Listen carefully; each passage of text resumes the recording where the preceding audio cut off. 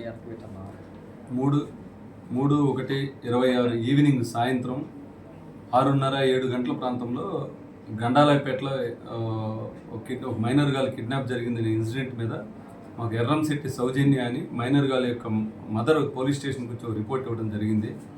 ఆ రిపోర్ట్ మేరకు రిపోర్ట్ తీసుకుని దాని మీద కేసు కట్టడం జరిగింది. దానిలో దర్యాప్తులో భాగంగా మా విచారణలో రవితేజ అనే ఒక కుర్రవాడు ఆ మైనర్ గర్ల్ని ఇంటికి తీసుకొచ్చి అతని యొక్క స్నేహితులు ఒక 8 మంది కలిసి బైక్ మీద వచ్చి మైనర్ గర్ల్ని తీసుకొని వెళ్ళడం జరిగింది. ఆ మైనర్ గర్ల్ని ఈరోజు ఉదయం 11 గంటలకు తుళ్ళూరులోని సెక్రటేరియట్ ఏరియాలో అమ్మాయిని సెక్యూర్ చేసుకోవడం జరిగింది. తీసుకొచ్చి పేరెంట్స్కి అప్పచెప్పడం జరిగింది.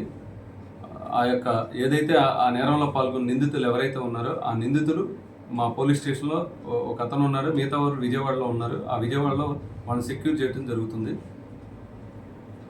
ఈ కేసులో మొత్తం 9 మంది పార్టిసిపేట్ చేయడం జరిగింది.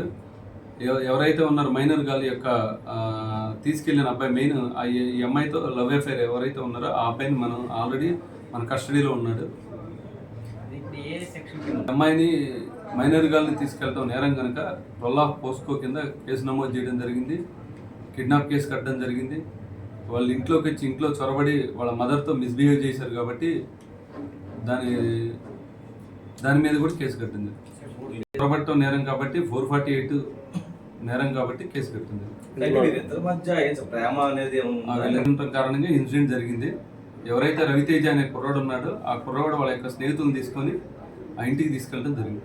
ఇందులో ఉన్న యువకుల మీద రౌడీ షీట్లు కానీ ఇతర కేసులు ఏమైనా ఉన్నారండి? ఒకసారి వెరిఫై చేయాల్సింది.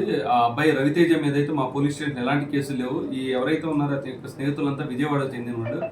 అభి, సురేంద్ర, దినకర్ అనేవాళ్ళు ఇందులో పార్టిసిపేట్ చేసినట్లుగా మాకు తెలుస్తుంది. ఈ అబ్బాయి గతంలో ఇక్కడ ఇంటర్మీడియట్ చదివి ఉన్నాడు. ఆ యొక్క స్నేహితులు ఇక్కడ పార్టిసిపేట్ చేశారని తెలిసింది.